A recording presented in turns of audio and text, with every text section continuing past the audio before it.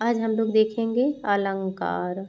तो सबसे पहले जान लेते हैं अलंकार कितने प्रकार के होते हैं। तो 3। पहला है शब्दालंकार, दूसरा अर्थालंकार, तीसरा उभयालंकार। तो सबसे पहले जान लेते हैं शब्दालंकार कौन कौन से होते हैं। तो अनुप्रास, यमक, श्लेष अलंकार, वक्रोक्ति, पुनरुक्ति प्रकाश, पुनरुक्ति वदाभास, वीप्सा और चित्रा, ये सभी शब्दालंकार के अंतर्गत आते हैं। और ये वीप्सा चित्रा ये संस्कृत के अलंकार हैं। फिर शब्दालंकार में ही सबसे पहला हमारा है अनुप्रास अलंकार। तो अनुप्रास अलंकार के कितने भेद। तो सीधे सीधे यहीं से प्रश्न कभी कभी बन जाता है कि अनुप्रास अलंकार के कितने भेद होते हैं। तो 5। सबसे पहले है छेकानुप्रास, दूसरा है वृत्त्यानुप्रास, तीसरा श्रुत्यानुप्रास, चौथा है लाटानुप्रास, पांचवा अंत्यानुप्रास। ये अनुप्रास अलंकार के 5 भेद हैं।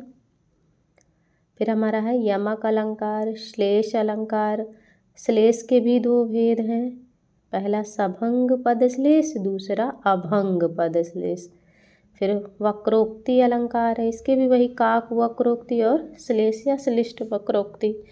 फिर पुनरुक्ति प्रकाश, पुनरुक्ति वदाभास में पर्यायवाची होता है, इसके लक्षण में पाया जाता है। वीप्सा और चित्रा ये संस्कृत के है ही हैं। फिर आ जाता है हमारा दूसरा अर्थालंकार। अर्था में उपमा अलंकार, रूपक, उत्प्रेक्षा, ये सब आ जाते हैं। तो एक प्रश्न यहाँ से भी ऐसे बन जाता है, कौन सा शब्दालंकार नहीं है। तो अनुप्रास, श्लेष, वक्रोक्ति दे करके उत्प्रेक्षा दे देगा, तो यही नहीं होगा उत्प्रेक्षा, क्योंकि उत्प्रेक्षा हमारा अर्थालंकार है। तो ऐसे प्रश्न डायरेक्ट बन जाता है यहाँ से ही। उपमा अलंकार, रूपक, उत्प्रेक्षा, अतिशयोक्ति अलंकार, समासोक्ति, अन्योक्ति अलंकार, विरोधाभास अलंकार, असंगति, संदेह अलंकार, फिर भ्रांतिमान, प्रतीप, व्यतिरेक, अर्थांतरन्यास, दृष्टांत, उदाहरण अलंकार। इसी का दूसरा नाम वाक्योपमा अलंकार भी है, इसके 2 नाम हैं, यथासंख्य अलंकार। फिर आ जाता है उल्लेख अलंकार। फिर हमारा है मानवीकरण। फिर तीसरे भेद में आता है उभयालंकार। शब्द अर्थ को हम लोगों ने जान लिया। उभयालंकार में शब्द और अर्थ अलंकार जब दोनों मिल करके तीसरे की उत्पत्ति होती है एक नए अलंकार की, तो उसे सब उभयालंकार के नाम से जाना जाता है। फिर हम लोग पढ़ेंगे, सबसे पहले शब्दालंकार देख लेते हैं, इसकी पहचान क्या है। तो सबसे पहले जानते हैं परिभाषा। जहाँ पर काव्य में शब्द के प्रयोग से सुंदरता आए वहाँ शब्दालंकार होता है। जहाँ पर वाक्य के में शब्द के प्रयोग से सुंदरता आए वहाँ शब्दालंकार होता है। इसी क्रम में सबसे पहले आ जाता है हमारा अनुप्रास अलंकार। तो अनुप्रास जान लेते हैं बना किससे किससे है। तो अनु धन प्लास प्रास से बना है ये अनुप्रास अलंकार। अनु का अर्थ है पीछे, बाद, पश्चात, और प्रास का अर्थ है दोहराना। फिर आगे है अनुप्रास अलंकार की परिभाषा देखते हैं। जहाँ पर वर्णों की आवृत्ति हो, स्वर मिले या ना मिले, वहाँ अनुप्रास अलंकार होता है। साधारण सी परिभाषा है। अनुप्रास अलंकार के कितने भेद होते हैं। तो 5 होते हैं। उसी में सबसे पहला है छेकानुप्रास। अब छेकानुप्रास की परिभाषा देख लेते हैं, इसको कैसे पहचानेंगे। जहाँ पर अनेक वर्णों की आवृत्ति एक बार हो, ये ध्यान रखना है कि अनेक वर्णों की आवृत्ति एक बार होगी, वहाँ छेकानुप्रास होगा। जैसे उदाहरण के रूप में देख लेते हैं, चर्चित चंदन नील कलेवर बरसत बूंदन पानी। तो ये चर्चित में चाचा की आवृत्ति हुई है। फिर बा की आवृत्ति हुई है, फिर ना की। और दूसरा हमारा है अमीय मूरिमय चूरन चारु शमन शकल भव रुज परिवारु। ये चौपाई है और इसमें आ, या की, चा की और शा और रा की आवृत्ति हो रही है। फिर आ जाती है अगली पंक्ति हमारी री झी रहा सिंह सी उठा। यहाँ भी वही रा और सा हा की आवृत्ति हो रही है। फिर अगला हमारा है छेक का अनुप्रास के बाद दूसरा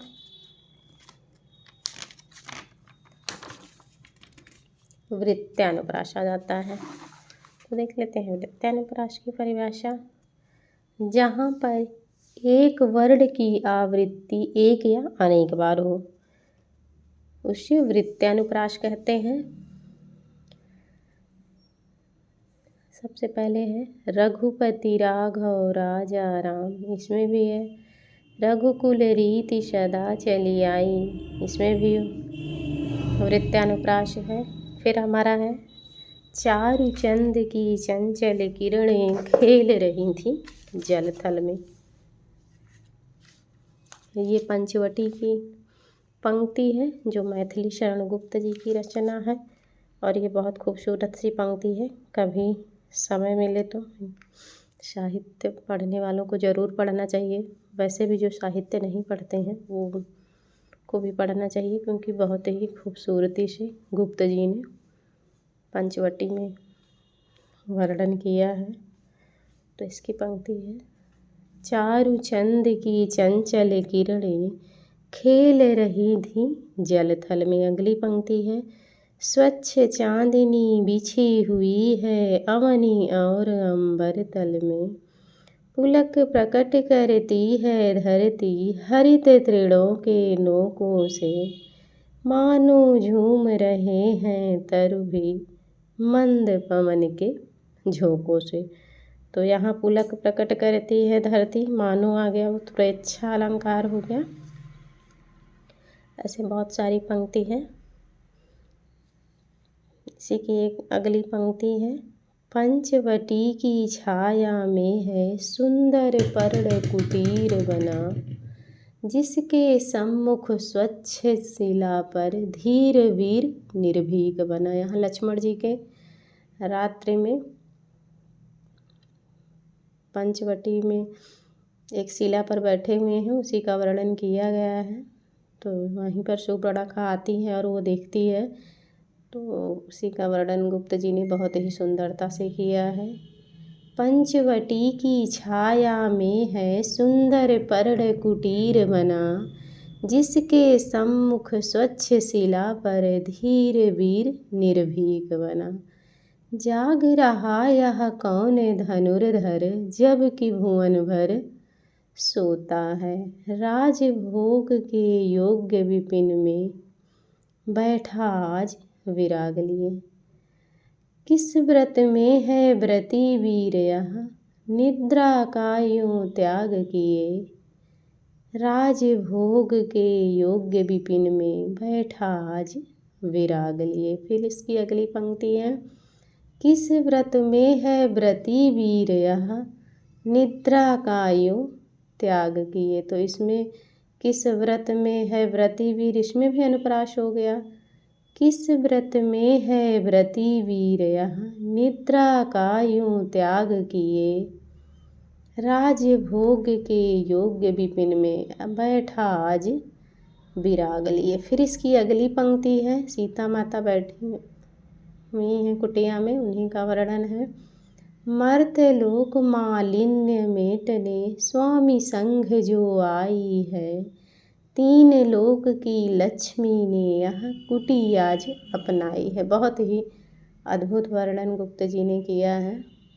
वीर वंश की लाज यही है फिर क्यों वीर न हो प्रहरी, बिजन देश है निशा शेष है निशाचरी माया ठहरी।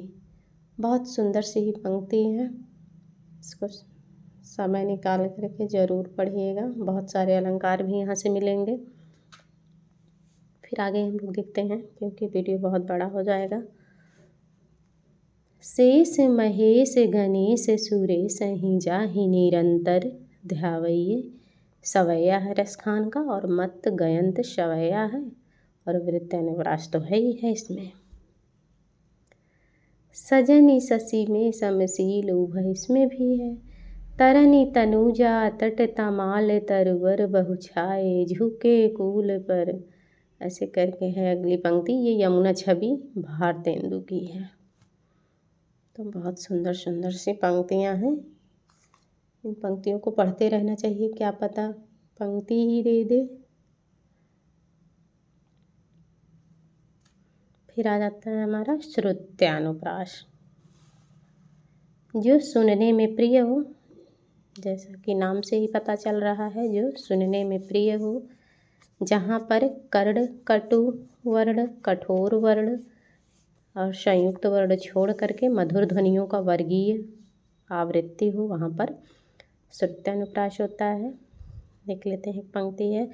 तुलसीदास सीदत निसदिन देखत तुम्हार निठुराई।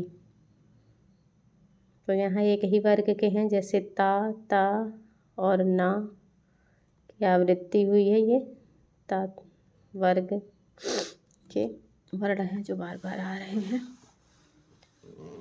फिर दूसरा है, पाप प्रहार प्रकट भई सोई, भरी क्रोध जल जाई न जोई। ये चौपाई भी है, और यहाँ पर भी वही पा वर्ग और जा वर्ग, तालव्य और ओष्ठ वर्णों की आवृत्ति हुई है। फिर आगे है, दीनांत था थे दीनानाथ डूबते, सधेनु गृह ग्वाल आते। ये भी पंक्ति है। जैसे दिन गत हुआ पद्मिनी नाथ डूबे, साकेत की पंक्ति है, हरिऔध की। याद नहीं आ रहा है, शायद उन्हीं की पंक्ति है, इसको देख लीजिएगा आप लोग, क्योंकि पंक्ति भी कभी कभी पूछी जा सकती है। दिनगत हुआ पद्मिनी नाथ डूबे, ऐसे करके पंक्ति है। फिर आ जाता है, अब इसमें देखिए, दीनांत था थे दीनानाथ डूबते, यहाँ लगातार दंत वर्ण का उच्चारण हुआ है। ता था दा होता है, तो वही दंत वर्ण की आवृत्ति हुई है। फिर अगली पंक्ति है, नटवर भेष नंद नंदन को यह विनोद वह वन है वनी। ये पंक्ति है। फिर आ जाता है हमारा लाटानुप्रास। लाटानुप्रास जो यमक अलंकार का उल्टा होता है। तो ऐसे भी प्रश्न हमें ध्यान रखना है कि यमक का उल्टा क्या हुआ, तो लाटानुप्रास होगा, और लाटा का उल्टा यमक। जहाँ पर शब्द खंड या वाक्य खंड की आवृत्ति हो तथा अन्वय बदलने से दूसरा अर्थ आ जाए। अन्वय का अर्थ है शब्दों का तर्कपूर्ण क्रम, वहाँ लाटानुप्रास होगा। मनुष्य वही है जो मरे मनुष्य के लिए। फिर दूसरी पंक्ति है, पूत कपूत तो का धन संचय, पूत शपूत तो का धन संचय। फिर है, तेग बहादुर हाँ वे ही थे, गुरु पदवी के पात्र समर्थ। तेग बहादुर हाँ वे ही थे, गुरु पदवी है जिनके अर्थ ये भी। फिर अगली है, पराधीन जो जन नहीं, स्वर्ग नरकता हेतु, पराधीन जो जन नहीं, स्वर्ग नरकता है। फिर आगे है, रोको मत जाने दो, रोको मत जाने दो, पंक्ति वही है, बस इसमें अर्ध विराम की वजह से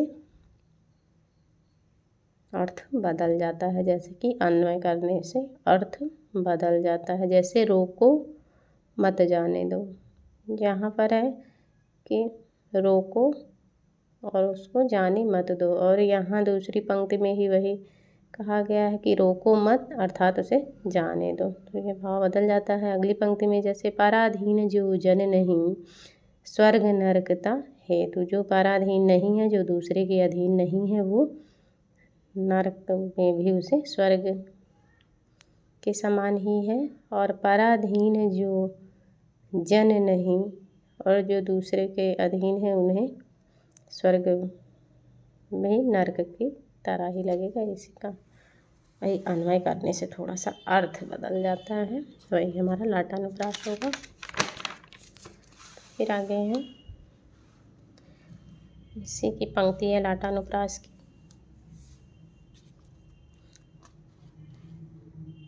पिय निकट जाके नहीं घाम चांदनी ताही, पिय निकट जाके नहीं घाम चांदनी ताही। फिर वही राम हृदय जाके नहीं विपत सुमंगल काहि, राम हृदय जाके नहीं विपत सुमंगल काहि।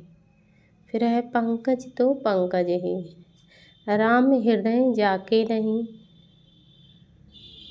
विपत सुमंगल काहि। ऐसे तो 4 बार पढ़ेंगे तो याद हो जाएगा। फिर आ जाता है हमारा अंत्यानुप्रास।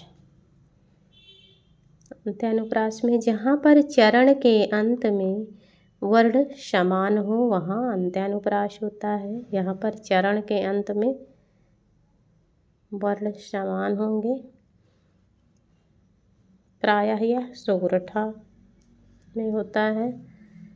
कुंद इंदु समदेह उमा रमण करुणायन, जाहि दीन पर नेह करहु कृपा मर्दनमयन। तो यहाँ देह नेह, फिर वहाँ लास्ट में अयन मयन, ये यही वर्ण मैत्री है, क्योंकि लास्ट में एक जैसे वर्ण आ जा रहे हैं। देह नेह, वहाँ अयन और मयन ये। फिर एक और पंक्ति है, वीर तुम बढ़े चलो धीर तुम बढ़े चलो। इसमें देखिए वीर में भी लगभग सभी में वीर तुम बढ़े चलो धीर तुम बढ़े चलो, तो ये आधुनिक तुकबंदी हो गई। और ये UPSI 2016 का आया हुआ प्रश्न है। तो ऐसे भी प्रश्न बनता है, किस अलंकार की पंक्ति में वर्ण मैत्री या अक्षर मैत्री पाई जाती है? तो अंत्यानुप्रास में।